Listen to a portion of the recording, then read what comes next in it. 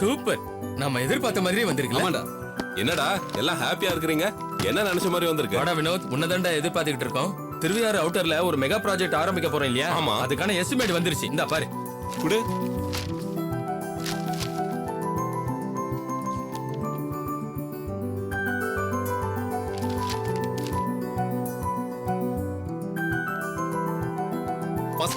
First கிளாஸ்டா. எல்லாமே பக்கவா இருக்கு.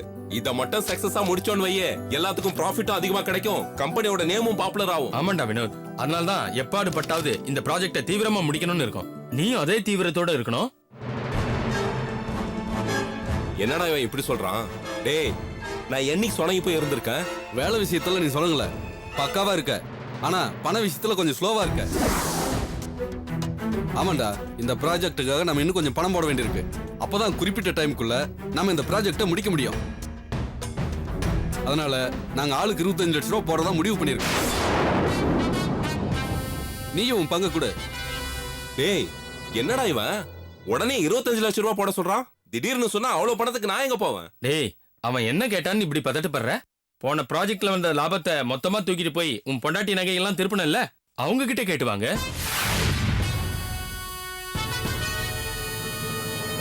இல்ல தான் கம்பெனியே உனக்கு தரேன்னாரு உன் மாமனாரு, அவர்கிட்ட போய் கேளு.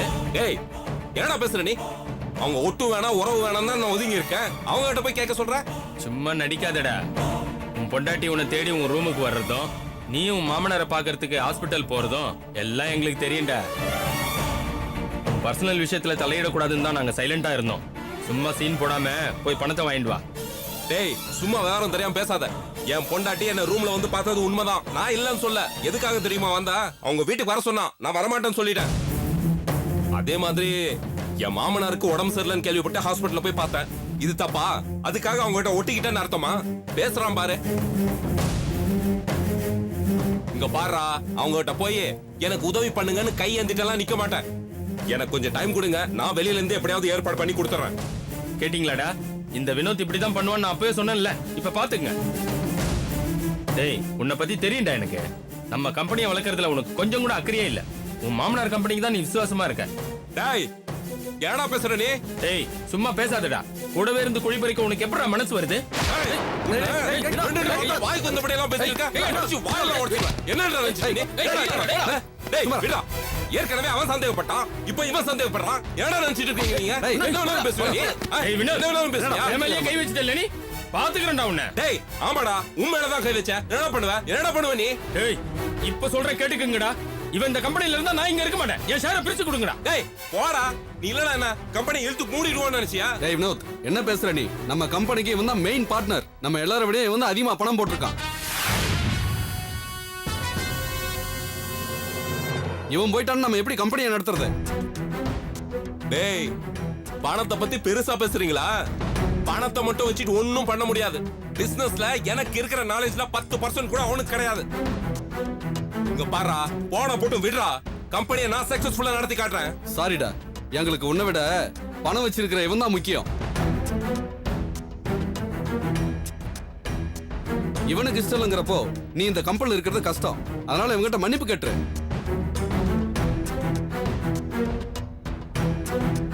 உனக்காக இவனை பாய்ச்சிக்கிறதுக்கு நாங்க தயாரா இல்ல. அதனால நீ இவங்கிட்ட மன்னிப்பு கேட்கறது தான் உனக்கு நல்லது. அப்படி மானம் கெட்டு போய் இங்க இருக்கணும்னு எனக்கு ஒன்னும் அவசியம் கிடையாது. என் ஷேரை இப்பயே பிரிச்சு கொடுத்துருங்க, நான் வெளியில கிளம்புறேன். என்னது உன் ஷேரா? அதான் போட்டது மேல எடுத்துட்டியடா. எங்க இருக்குது உன் ஷேர்? உன் பொண்டாட்டி நகையை திருப்பந்து, வீட்டுக்கு அட்வான்ஸ் கொடுத்தது, அப்பப்போ செலவுக்கு பணம் எடுத்தது, இதெல்லாம் கணக்கு பார்த்தா நீ தாண்டா கம்பெனிக்கு பணத்தை கொடுக்கணும். இத பாரு வினோத், இது வரைக்கும் நம்ம பழகின பழக்கத்தினால உங்ககிட்ட எந்த கணக்க வழக்கும் நாங்க பார்க்கல. அதனால நீயும் கணக்கு பார்க்காம விலகி போறது தான் உனக்கு மரியாதை.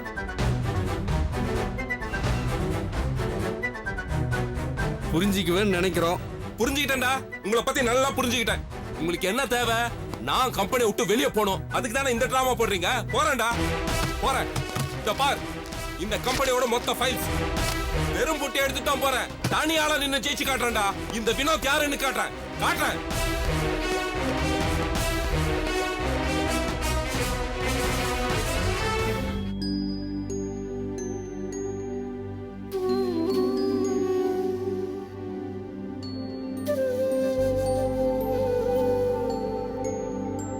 பூஜை எல்லாம் நல்லபடியா நடந்துச்சு. இனி அந்த கடவுள் அருளால நீங்க கொடிய நினைச்சு கூட பார்க்க மாட்டீங்கன்னு நான் நம்புறேன். எனக்கும் கூட அந்த நம்பிக்கை வந்திருக்கு அபிராமி. சார், டைம் 7 ஆகுது. 10 மணிக்குள்ள வீட்டுக்கு போயிடலாம்ல? ஷூர், தாராளமா போயிடலாம்.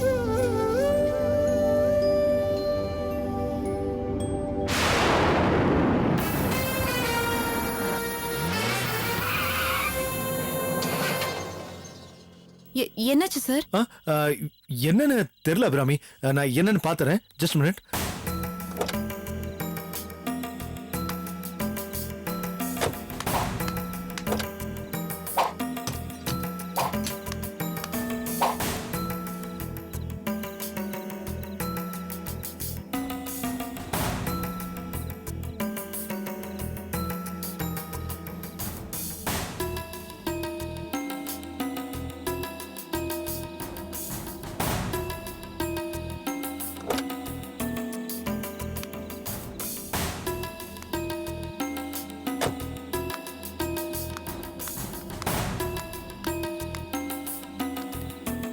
என்ன ப்ராப்ளம்னு பாத்துட்டீங்களா?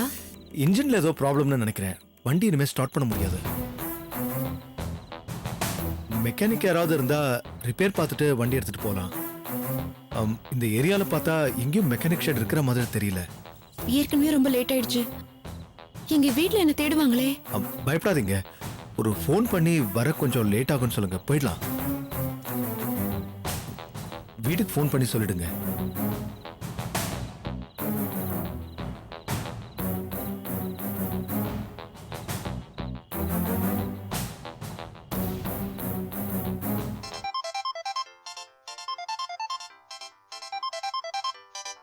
அபிராமி, ஹலோ ஹலோ அபிராமி, எல்லாரும் உனக்காக வெயிட் பண்ணிட்டு இருக்கோம். எங்க இருக்க நீ? ஹலோ சிக்னல் இல்லையாட்டு இருக்கு, சரியா கேட்கல. ஹலோ ஹலோ சொல்லு.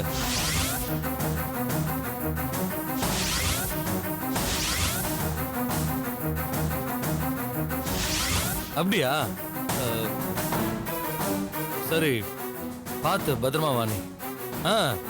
நான் அப்பாட்ட சொல்லிடுறேன். பாய். என்னப்பா என்னாச்சு? இன்னும் அந்த டீலர்ஸ் மீட்டிங் முடியலையாமா? அப்பா, அந்த டீலர்ஸ் மீட்டிங் முடிச்சிட்டு சொல்லேண்டா. இருமா சொல்றேன்ல. மீட்டிங் எல்லாம் நல்லபடியா முடிஞ்சதாமா. வர வழியில கார் ரிப்பேர் ஆம், பாதி வழியில் நிக்கிறான். எங்கப்பா, எங்க ரிப்பேர் ஆச்சா? பக்கத்துல இருந்தா நம்மளே போய் கூட்டிட்டு வந்துடலாமே. அப்பா, அவ கார் ரிப்பேர் ஆனது மேலூர் கிட்டயா. அவ்வளவு தூரம் நம்ம எப்படிப்பா போய் கூட்டிட்டு வர முடியும்? இன்னொன்னு காரை ரிப்பேர் பண்ணி எடுத்துட்டு வராங்கறா. என்ன கொஞ்ச நேரம் முன்ன பின்ன ஆகும், நீங்க யாரும் கவலைப்பட வேணாம்னு சொன்னா. எப்படிடா கவலைப்படாம இருக்கிறது? ஆபீஸ் வேலைக்குன்னு போய் அபிராமி இவ்வளவு கஷ்டப்பட்டுட்டு இருக்காளே. வேலைக்கு போகாதன்னு சொன்னால கேட்க மாட்டா. இப்ப அவளும் எங்கேயோ தவிச்சுக்கிட்டு நம்மளே தவிக்க வச்சிட்டு இருக்கா. மகா பயப்படாத. அபிராமி எப்படி வீட்டுக்கு வந்துருவா. கடவுளே, நீ தான் பையன் பொண்ணை நல்லபடியா கூட்டிட்டு வரணும். அபிராமி, ஏதோ கார் வர மாதிரி இருக்கு. அவங்க கிட்ட ஹெல்ப் கேட்கலாமா? அப்பா பசிக்குதுப்பா. இந்த போயிடலாம்டா கண்ணா. வண்டி வருது. Excuse me.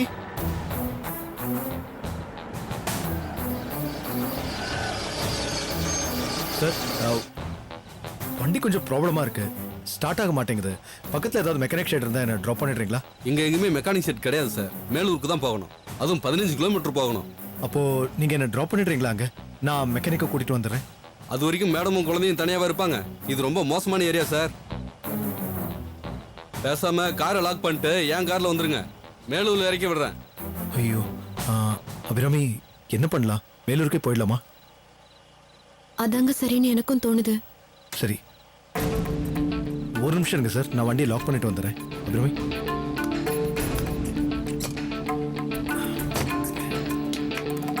வா போலாம்.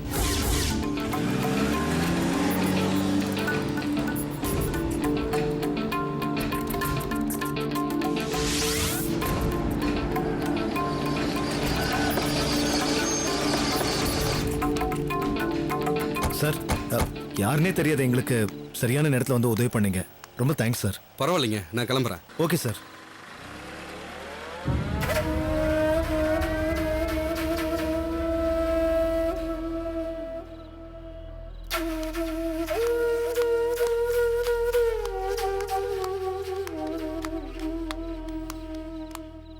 அண்ணே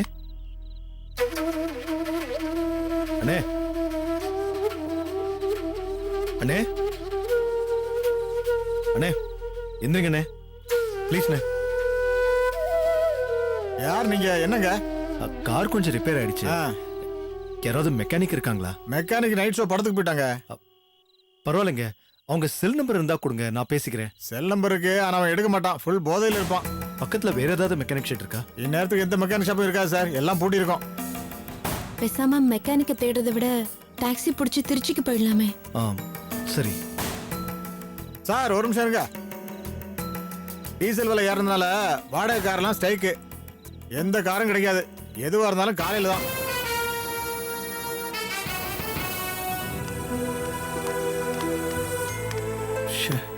இப்போ என்ன பண்றது? பேசாம உங்க அப்பாவுக்கு ஃபோன் பண்ணி ஒரு கார் அனுப்ப சொல்லுங்களேன். ஓ, நல்ல ஐடியா தான். இது எனக்கு தோணாம போச்சே. ஒரு நிமிஷம்.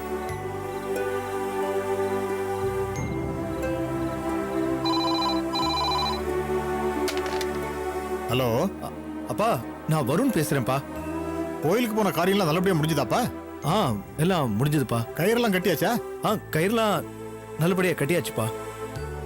ஆனா வர வழியில ஒரு பிரச்சனை ஆயிடுச்சுப்பா, அதான் ஃபோன் பண்ணேன். என்னப்பா பிரச்சனை? வர வழியில கார் ரிப்பேர் ஆயிடுச்சுப்பா. ரிப்பேர் ஆயிடுச்சா? எங்க? மேலூர்ல இருந்து ஒரு 15-20 கிலோமீட்டர்லப்பா. பக்கத்துல மெக்கானிக் ஷெட் எதுவும் இல்ல. நாங்க ஒரு கார்ல லிஃப்ட் கேட்டு மேலூருக்கு வந்தோம். ஆனா இங்கேயும் யாரும் ஆள் கிடைக்கல. அதான் அங்கிருந்து ஒரு கார் அனுப்புனா நாங்க அதுல கிளம்பி வந்துருவோம்ப்பா. இந்த காரை ரிப்பேர் பார்த்துட்டு அப்புறமா எடுத்துக்கலாம். சரிப்பா, நான் உடனே கார் அனுப்புறேன்.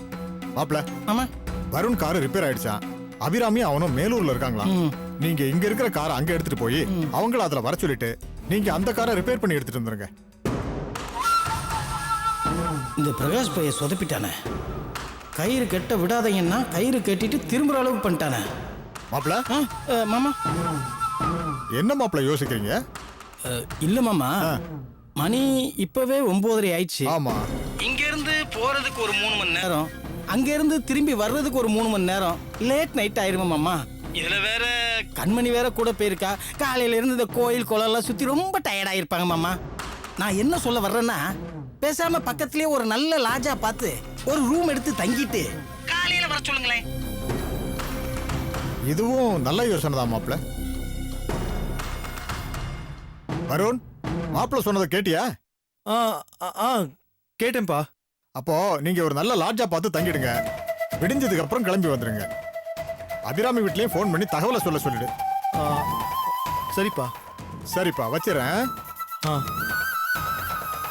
என்ன சார், கார் அனுப்புறேன்னு சொன்னாரா? அனுப்புறேன்னாரு. ஆனா ராத்திரியில டிராவல் வேண்டாம், ஏதாவது ஒரு லாட்ஜில் தங்கிட்டு காலையில கிளம்பி வர சொல்றேன்.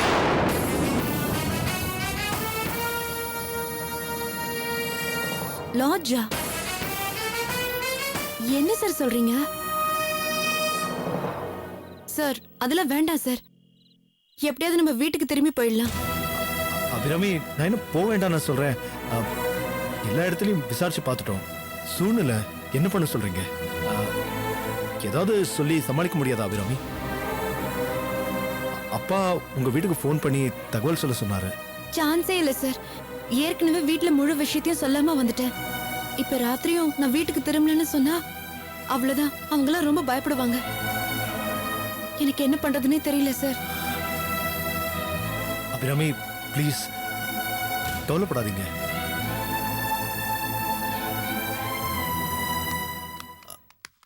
Excuse me madam. சொல்லுங்க சார். எங்களுக்கு 2 சிங்கிள் ரூம் வேணும். டபுள் ரூம் தான் இருக்கு. நீங்க 2 பேரும் ஹஸ்பண்ட் அண்ட் வைஃப் தானே? எதுக்கு சிங்கிள் ரூம் கேக்குறீங்க? இல்லைங்க, நான் இவரோட கம்பெனில ஒர்க் பண்றேன். சிலைமான் கோவிலுக்கு வந்தோம். கார் ரிப்பேர் ஆயிடுச்சு, அதான் ரூம் ஓ கேக்குறோம். அப்படியா? சாரிமா, இங்க டபுள் ரூம் தான் இருக்கு. பரவாயில்ல, 2 ரூமா கொடுத்துருங்க. சரி, ஒரு கையெழுத்து போடுங்க சார்.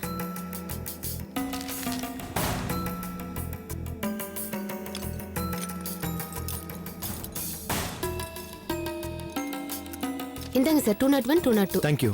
ஓகே. வாங்க அபிராமி.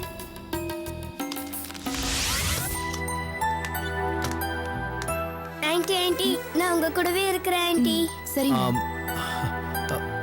பரவாயில்ல, உங்க கூடயே இருக்கட்டும். Good night daddy. Good night. Good night Abirami. Good night. வரேன்.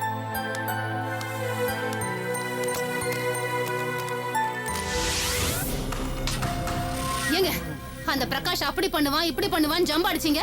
ஆனா கடைசியில அவன் எதையுமே செய்யாம காரியத்தை கோட்டை விட்டுட்டான். அவன்லாம் ஒரு ஆளு நினைச்சு அவன்கிட்ட ஒப்படைச்சீங்க பாருங்க. உங்களை சொல்லணும், உங்களுக்கு புத்தி மழங்கி போச்சுங்க. ஏய் எரிச்சல் கலப்பாதடி. ஆமா, ஆத்திரத்தை மூட்டிக்கிட்டு நானே கடுப்புல இருக்கிறேன்.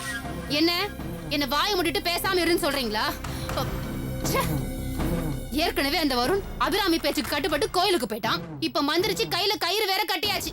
இனிமே அவன் குடிக்க மாட்டேன்னு சொல்லிட்டா என்ன பண்றது? நாம நடுத்தரவுல தான் போய் நிக்கணும், ஞாபகம் வச்சுக்கோங்க. ஏய் அந்த பிரகாஷ் தான் ஃபோன் பண்றான். அட்டன் பண்ணி பேசுங்க. ஏன்டா சொன்ன காரியத்தை செய்யாம கோட்டை விட்டேன் நல்ல நாலு கேள்வி கேளுங்க. பொறுமையா இரு. முதல்ல பேசுங்க, ஏன் வாய் அடைக்காதீங்க. ஹலோ ஹலோ அண்ணே, நான் பிரகாஷ் பேசுறேண்ணே.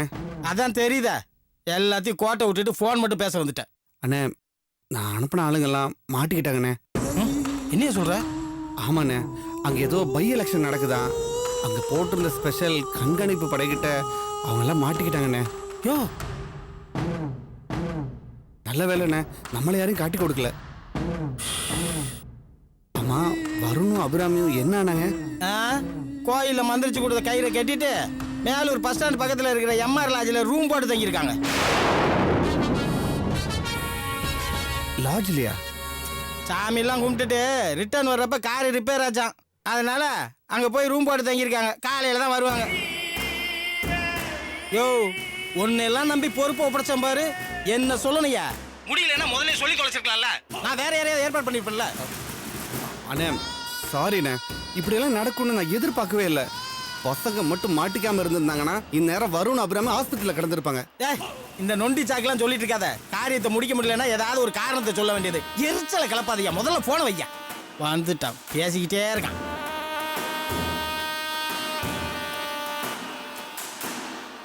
பிளான் பண்ணது வேணா நடக்காம இருக்கலாம், ஆனா பிளான் பண்ணாத ஒன்று நடக்க போகுது. அது யாராலையும் தடுக்க முடியாது. அபிராமி, நீ மாட்டினடியான்.